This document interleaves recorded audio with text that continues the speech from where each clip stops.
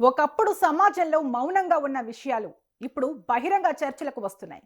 అలాంటి అంశాల్లో వీర్యదానం కూడా ఒకటి. గతంలో భారత్లో ఈ విషయంపై మాట్లాడటానికే చాలామంది సంకోచించేవారు. కానీ ఇప్పుడు పరిస్థితి మారింది.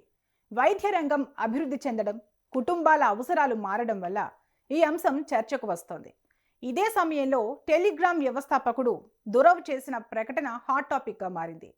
తన వీర్యం ద్వారా పుట్టిన పిల్లల ఖర్చులను తానే భరిస్తానని, తన ఆస్తిలో వాటా కూడా ఇస్తానని చెప్పడం చర్చనీయాంశంగా మారింది.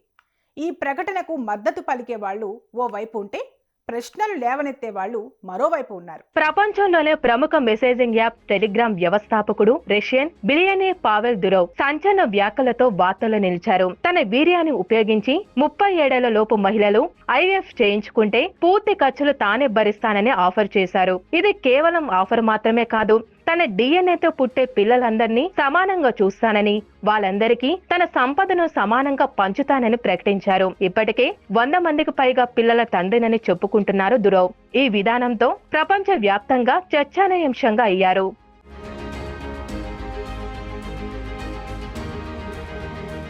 పావెల్ దురోవ్ గురించి చాలా మందికి తెలిసింది టెలిగ్రామ్ యాప్ ద్వారానే. 2013లో తన సోదరుడు నికోలైతో కలిసి ఈ యాప్ ను ప్రారంభించిన ఆయన ప్రైవసీకి పెద్దపీట వేస్తూ బిలియన్ల మంది యూజర్లను సొంతం చేసుకున్నారు. ప్రస్తుతం ఆయన సంపాదన $17 బిలియన్ల పైగా ఉంటుందని అంచనా. కానీ ఇటీవలన ఆయన వ్యక్తిగత జీవితం, ముఖ్యంగా సంతానం విషయంలో చేస్తున్న ప్రకటనలు అందరినీ ఆశ్చర్యపరుస్తున్నాయి. చాలా ఏళ్ల క్రితం 2010లో ఓ స్నేహితుడికి సంతాన సమస్య ఉండడంతో వీర్యం దానం చేయడం మొదలు పెట్టారు దురోవ్. ఆ తర్వాత ఇది ఆపేశారు. కానీ మార్క్స్ లో ఆల్ట్రావీటా క్లినిక్ లో గతంలో దానం చేసిన వీర్యాన్ని ఫ్రీజ్ చేసి ఇప్పటికీ అందుబాటులో ఉంచారు. ఈ క్లినిక్ దురోవ్ వీర్యాన్ని హైజీనిక్ కంపాటబిలిటీ ఉంటుందని ప్రకటనలు ఇస్తుంది. కానీ పెళ్లి కాని 37 లోపు మహిళలకు మాత్రమే ఇది అందుబాటులో ఉంటుంది. చట్టపరమైన సమస్యలు రాకుండా ఉండటానికి ఈ నిబంధనలు పెట్టారు.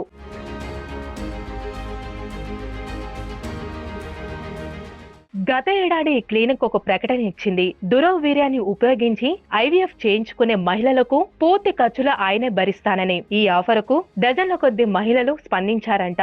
New York Post, Wall Street Journal వంటి ప్రముఖ మీడియా ఈ విషయాన్ని వెల్లడించారు. దురోవ్ స్వయంగా జూలై 2024లో టెలిగ్రామ్ పోస్ట్ లో తన వీర్యదానం గురించి మాట్లాడారు. ప్రపంచ వ్యాప్తంగా ఆరోగ్యకరమైన వీర్య కణాలు కొరత ఉంది. నేను దానం చేసి సంతానం లేని దంపతులకు సహాయం చేయడం సామాజిక బాధ్యత అని భావిస్తున్నానని చెప్పారు.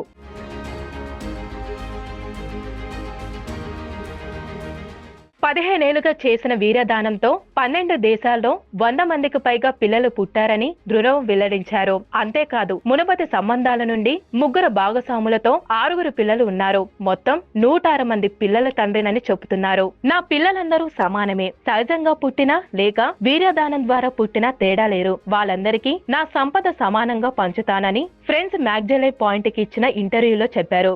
భవిష్యత్తులో తన డిఎన్ఏను ఓపెన్ సోర్స్ చేసి పిల్లలు ఒకరినొకరు కలుసుకునేలాగా చేస్తానని కూడా ప్రకటించారు.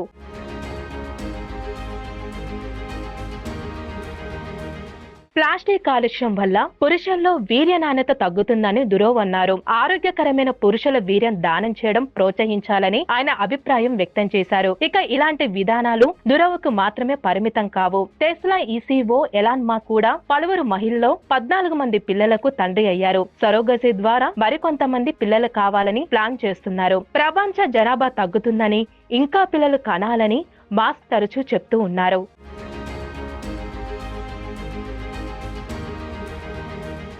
ఇదిలా ఉండగా ఇండియా, పాకిస్తాన్ వంటి దేశాల్లో కూడా ఇలాంటి వ్యవహారాలు అక్రమంగా కొనసాగుతున్నాయి. దీంతో సమాజం ఏ దిశగా పోతుందనే ప్రశ్న చర్చకు వచ్చింది. ఇండియాలో కూడా ఇలాంటి అనాధికారిక సంఘటనలు ఉన్నాయి. పాకిస్తాన్ తో పాటు లడాక్ లోని హమాతేగా ఆర్యన్ వంశానికి చెందిన వారనే ప్రచారం ఉంది. వీరు 100 ఏళ్లు జీవిస్తారని భావిస్తూ ఉంటారు. దీంతో యూరోపియన్ మహిళలు ఇక్కడ వచ్చి సహజంగా గర్భం దాల్చి వెళ్తున్నారనే ఆరోపణలు ఉన్నాయి. ఈ గిరిజనులు ఎత్తైన శరీరం, నీలం కళ్ళు, ఫేస్ స్కిన్ తో ఉండడంతో వీరిని ప్యూర్ ఆర్యన్ అని పిలుస్తారు. 2006లో వచ్చిన డి ఆర్యన్ సాగా డాక్యుమెంటరీలో జర్మన్ మహిళలు ఇక్కడకు వచ్చి పిల్లలను కంటున్నట్టు చూపించారు. అయితే ఇవన్నీ రూమర్లుగానే ఉన్నాయి, శాస్త్రీయంగా నిరూపితం కాలేదు. టూరిజం ఏజెంట్స్ ఈ మిథును ఉపయోగించి ప్రచారం చేస్తున్నారని కొందరు అంటున్నారు. ప్రస్తుతం ఈ విషయాలు చర్చనీయాంశంగా మారాయి. బిలియనీర్లు తమ జన్యువులను ప్రపంచవ్యాప్తంగా వ్యాప్తి చేయాలనుకుంటున్నారా, లేక నిజంగా సంతాన సమస్యలకు సహాయం చేయాలన్న ఉద్దేశమా? దురో వంటి వ్యక్తులు ఈ విధానాలతో సమాజంలో కొత్త ఆలోచనలు రేకెత్తిస్తున్నారు.